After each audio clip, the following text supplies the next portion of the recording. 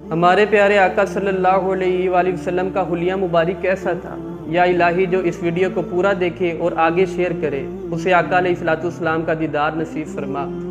ہمارے پیارے آقا صلی اللہ علیہ وآلہ وسلم کا جو چہرہ مبارک تھا وہ نہ زیادہ لمبا تھا نہ زیادہ گول تھا، بلکہ گلائی کی طرف مائل تھا۔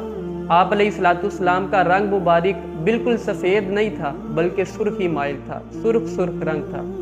آپ علیہ السلام کی آنکھیں موٹی موٹی تھیں اور آنکھوں کی سفیدی کے اندر سرخ داریاں تھیں۔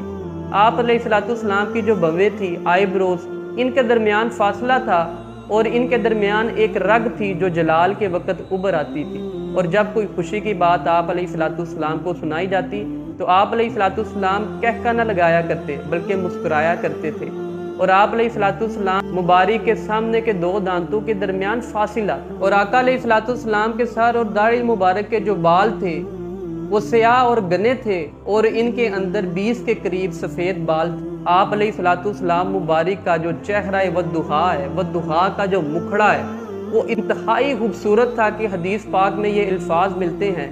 صحابہ فرماتے ہیں کہ ایک اندھیری رات تھی، نبی پاک صلی اللہ علیہ وآلہ وسلم نے سرخ داری دار چادر اوڑھی ہوئی تھی، اور اس رات میں چاند یوں تھا جس طرح 14ویں کا چاند ہوتا ہے۔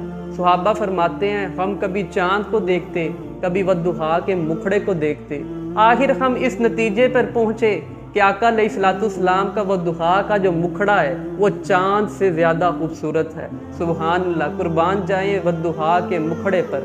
کاش ہمیں بھی نبی پاک صلی اللہ علیہ وآلہ وسلم کے چہرے کی زیارت نصیب ہو جائے، اور جب آپ صلی اللہ علیہ وآلہ وسلم کو پسینہ آتا، مبارک پسینے کی اس قدر اتنی اچھی خوشبو تھی کہ جس رستے سے آپ صلی اللہ علیہ وآلہ وسلم گزر جاتے وہ سارے کا سارا رستہ خوشبودار ہو جاتا۔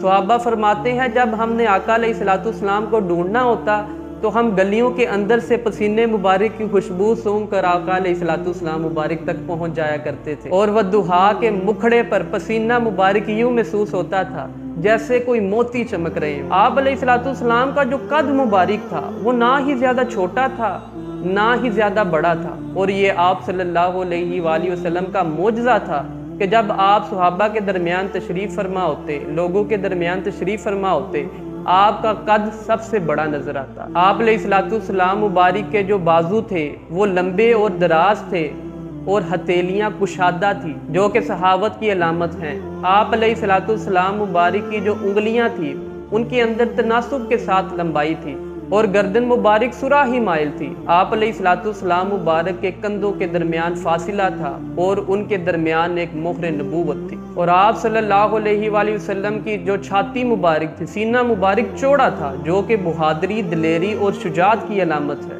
آپ علیہ السلام کے جو جسم کے جوڑ تھے وہ انتہائی مضبوط جوڑ تھے، اور آپ صلی اللہ علیہ وآلہ وسلم کے جو تلوے مبارک تھے وہ کسی قدر گہرے تھے، اور جب آپ صلی اللہ علیہ وآلہ وسلم چلتے تو تھوڑا آگے کی طرف جھک کر چلتے۔ حدیث پاک کے الفاظ ہیں کہ آپ صلی اللہ علیہ وآلہ وسلم اس طرح چلتے جیسے اونچائی سے نیچے اتر رہے ہوں۔ صحابہ فرماتے ہیں کہ جب آپ صلی اللہ علیہ وآلہ وسلم کہیں سے آتے یا کہیں جاتے تو یوں محسوس ہوتا جیسے پورا لشکر آ رہا ہے، اور آقا علیہ السلام مبارک کے مبارک جسم کے اوپر کوئی بال نہیں تھے، صرف سینے سے لے کر ناف تک ایک پتلی بالوں کی لائن تھی، اس کے علاوہ جسم کے اوپر بال نہیں تھے۔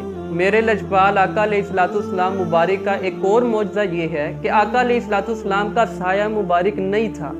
یوں محسوس ہوتا ہے کہ جیسے اللہ تعالیٰ نے آپ علیہ السلام مبارک کو آپ کی چاہت کے مطابق ہی بنایا ہو۔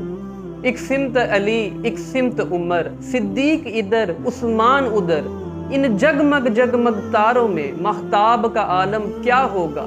ہر کوئی فدا ہے بن دیکھے تو دیدار کا عالم کیا ہوگا؟ اللہ تعالیٰ سے دعا ہے کہ اللہ تعالیٰ ہمیں اپنے پیارے آقا صلی اللہ علیہ وآلہ وسلم کا دیدار عطا فرمائے۔